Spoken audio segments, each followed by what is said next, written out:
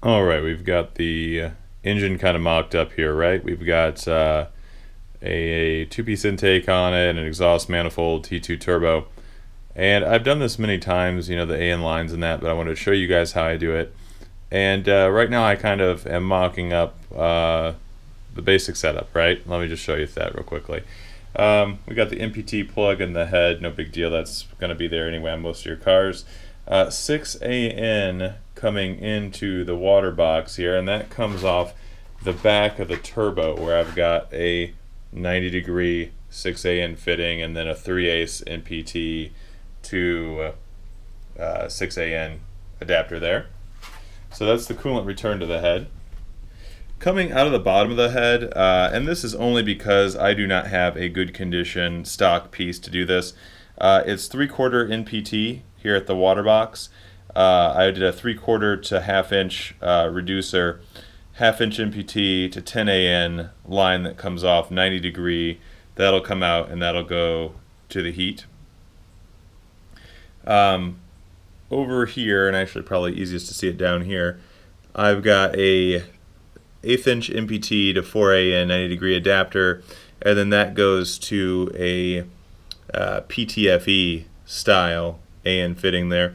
And I should note that on the stock oil blocks, there is a piece in the way there. It's set up for a flare fitting, and I knock those flare fittings off and drill it out and make it 1/8 NPT. Pretty easy to do. On the back side, for the coolant feed to the turbo, I decided to try and mock more of a factory setup this time. I'm not sure why they had a larger line on the back side than on the front side, but nonetheless, I'm doing the same thing. So this is going to be 8AN. This is going to be -8 here. And while it is -8, it doesn't fit the best at the turbo. I think that reusing that old fitting wasn't the best for this job. The newer jegs fittings do go a little bit deeper into the cavity. I guess they're just cut a little bit more. But nonetheless, that would have been nice. As it is, the 8AN line barely fits by the starter. And I think in the future, I will go back to 6AN lines. 90-degree coming out, and then I've got a 90-degree fitting coming off of there. So that's 3/8 MPT to -8, 90 degrees there. And then the block back here is 1/4 inch NPT to 8AN. So that's going to be how we do it there. Next up, I guess I'll show you guys the rough way that I get these things going, so I figure out how long the lines are, and I don't have a bunch of sloppy looking lines, which frankly lately I've been seeing a lot of it. More guys now are actually doing AN lines that I've seen, and I'm not talking about the Shelby Dodge Club or anything, just car shows and what have you that I've been to lately. They're doing the AN lines, but clearly it's their first time doing it, or they're just not being careful, and so it ends up looking really sloppy. And I see a lot of stuff that's gonna rub on things, or just I don't know. I mean, other than looking ugly, there's some stuff that they can rub or even cause fire hazards that I've seen. So either way, let's go ahead and get this done. Let's start with this AN fitting that we're gonna have at the back of the block for the coolant feed to the turbo. In order to do this, all we're gonna need is just a couple tools. Number one, I've been using this thing for years. This is the Jegs, I guess it's upside down, Jegs little AN fitting vice block. You can see that I've really abused that 6AN one quite a bit. I used to have an old school vise that was kind of like a wood one or whatever, and if you opened it up far enough, it wouldn't clamp this tight. That's why it's so torn up like that. Other than that, I'm gonna try to use the shears like I've seen some guys doing on YouTube and what have you.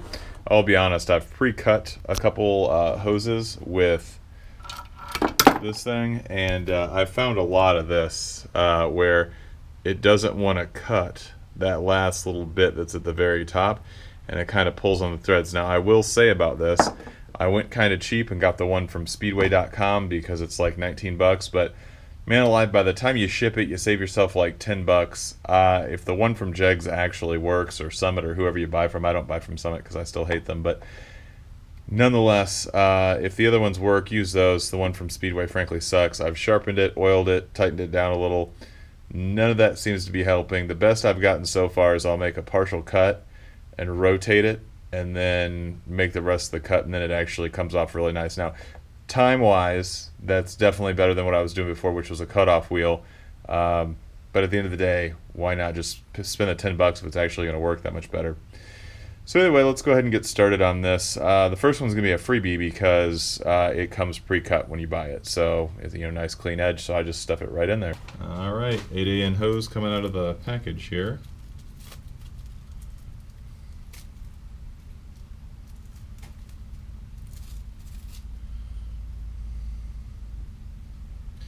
Pretty tight radius that they put on that. And you can tell they're probably using, by the way it's pinched like this, you can tell they're probably using a hose cutter too. And by the way that it's not perfectly square, I mean definitely not anything that I'm going to scoff at. If I had to guess, the guy's pulling it in the jaws of that when he's doing it. But nonetheless, this will go in our hose end quite well, so let's go ahead and get this set up here. And just so everybody's aware, I don't bolt this vise down because it makes, depending on what I'm doing, it can make getting a shot, if you will, much easier if it's not bolted down. So I'm going to put this vise block in here, and I'm going to set it up so that the line can go just to the right of the, I don't know what you want to call that, the spot, but the screw, I guess, on the vise. So I'm going to set that up just to the right of it, like I say. And next we're going to take our fitting and disassemble it. And I put it in there, I guess what most would probably consider to be upside down. So there it is. Fitting's in there. Now with this fitting in there, upside down like that, what it's going to allow me to do is to quite easily push this hose down and get it all the way seated in there. Doesn't take much. Honestly, with this hose being cut so nicely, it's seated almost instantly. So we've got this seated all the way in there. We can double check that when we pull it out here in a second. As you can see, the hose is firmly seated in there all the way. Well, hopefully you can see. Hose is in there all the way, butts right up against that. Next step's going to be to hook it up in the vise, like one would normally expect it to be, to where you can work on the top here. I usually like to have it just a little bit proud of this block. And I do clamp it in there fairly tightly. I'll use just a little bit of air tool oil on the threads and the body of this fitting. When I start it, and by the way, you should mark the bottom side of the hose. I guess I'll do that now. I'm not gonna lie, I normally don't, but I'll do that now. I think you can barely make that out. I normally don't mark the hoses because, quite frankly, I've done enough of them and never had one leak that I just don't. But you technically should, so I took a tire crayon and just put a mark roughly at the back of the fitting there. We'll see if that pushes out or not. I doubt it will. Okay, so with the fitting lubricated, again with just a little bit of air tool oil,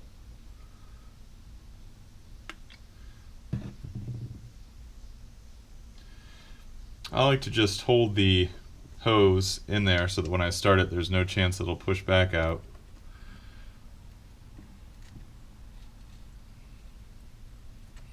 And obviously, as you can see, this one is really giving me a lot more trouble than they normally do.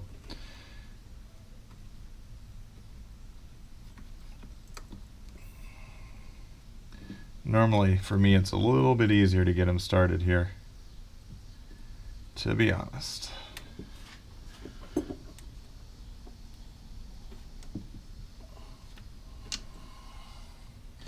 Definitely don't want to strip it. This is like a $20 fitting.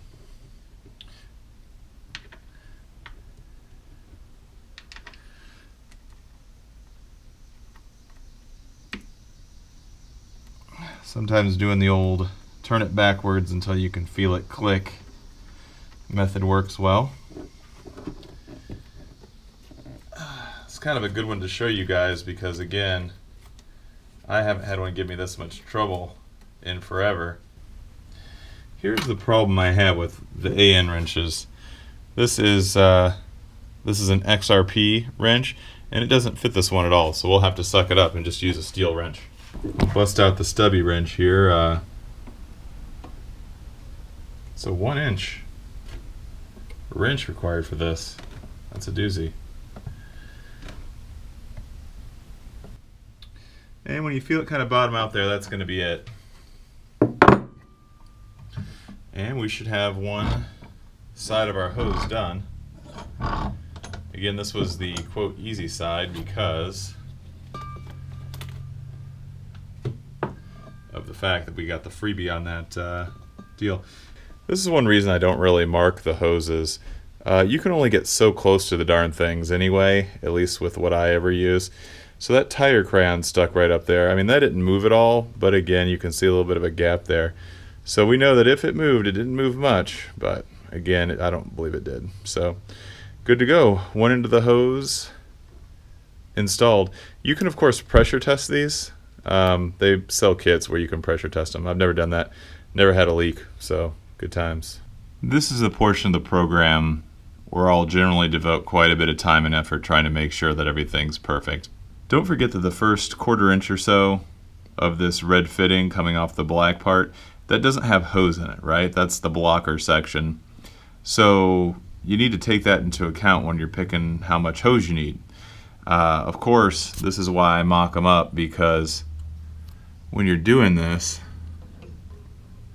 it's just very important to get it as accurate as possible. If I've got too much hose here, then I'm going to have to try and bend it this way and straighten it back out again when I go to install this fitting. And if you've never worked with these AN fittings before, you know, it is a flare type fitting, and I could probably demonstrate real quickly right here for you. I mean, you can see how much play there is in the line when you don't have the fitting tightened down all the way. So bottom line is, when you attempt to put this fitting on, if you've got to really cram this hose around, it's going to be a real pain, and you might strip it out. And again, if you strip it out, there goes 20 bucks, A, but B, you got to make up a new line, and C, I mean, that's just time and effort out of your day that you don't need to waste. So again, plan as accurately and as carefully as you can when you're doing these fittings. I'm going to mark the hose and try and make the best cut I can, because this will not be a problem. This bend radius will be actually quite nice. But again, it all comes down to how careful you are when you make your placement for your mark, and then how you make your cut. So again, I found that using these hose cutters isn't too bad, but the thing I do is I go ahead and kind of cut partially through the hose, let up on the cutter, and then rotate the hose, and then I finish my cut. I've found that every single time that works quite well. I did have to sharpen up this hose cutter, I guess the jaws if you will, and tighten it down so they wouldn't want to spread apart. But at the end of the day, it does get the job done, and it is a nice clean cut.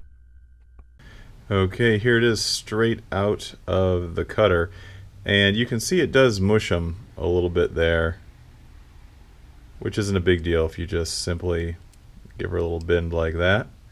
And I'll say, not as much in the way of cutting myself going on as there used to be. So far, good method. It probably looked like I was struggling. I probably looked like a moron doing that, but I will be totally honest with you, that's not the easiest thing to try and shoot for the camera with the way I got junk on the bench here. Alright, looking at this line attached to the block on the head here, you can see that there's not going to be too much stress on that line. Not a huge kink or twist or anything like that, and it should be easy to attach it both at the block and at the turbo.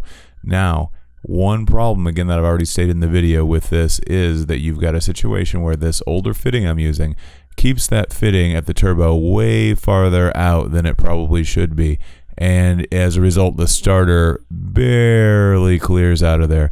I don't really care for that, and as a result next time I'm going to go with 6AN. If it ain't broke, don't fix it, and I should have known better.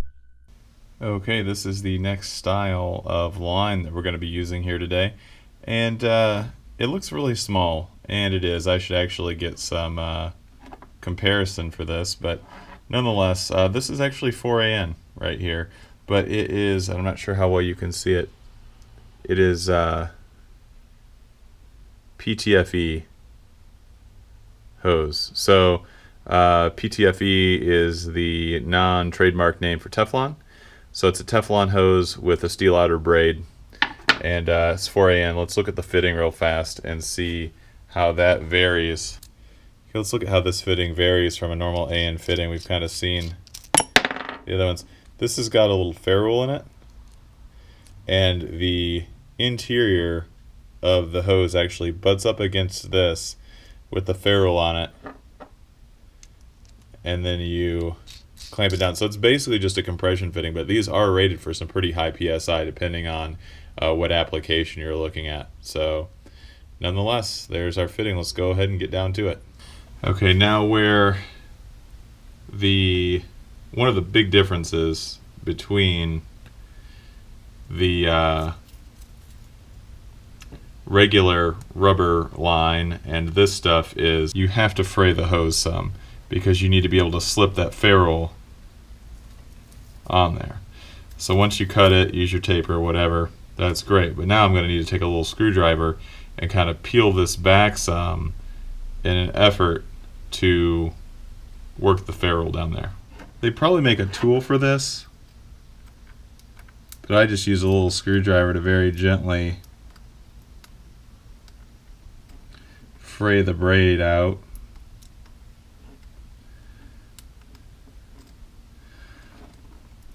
I've used some different stuff in the past, I'm not going to lie. I kind of like the way that the Jeg stuff is behaving here. I will say that it's come a long way in the last few years. Son of a gun. Boy, I'm glad that I caught myself here. I'm over here trying to talk on the thing. One thing you want to make sure you do before you fray it out too much is to get, and I'll be able to put this through like this, is to get the back piece on here. Jeez Louise, guys. We almost had to make another cut just because we're gabbing too much and not thinking enough. So, got to get that on there first. Saved it there. Anyway, as I was saying, in the last few years they've come a long way. The bend radius on this stuff has gotten better in my opinion. A lot of stuff was like minimum 6 or 8 inch radius bend, and sorry to say that's just not going to cut it for a lot of stuff that you could want to do. Okay, one thing I love about this, I don't know if I want to call it new style or at least Jeg style of PTFE fitting, is that the ferrule's got a little shoulder on it machined so that you push the hose right up to it, and this braid looks like it's going to be in the perfect spot. It's going to be easy installation. I've really had to fight these things in the past. Again, maybe it's the different brand that I'm using now, using the actual Jegs brand versus what I've used in the past. But man, these things have come a very long way. Okay, there we are with the new fitting installed. Went on really easily, so much nicer than what I've used in the past. I'm thrilled. And quite frankly, they're not paying me or anything, but I'm really only going to use the Jegs brand PTFE stuff in the future.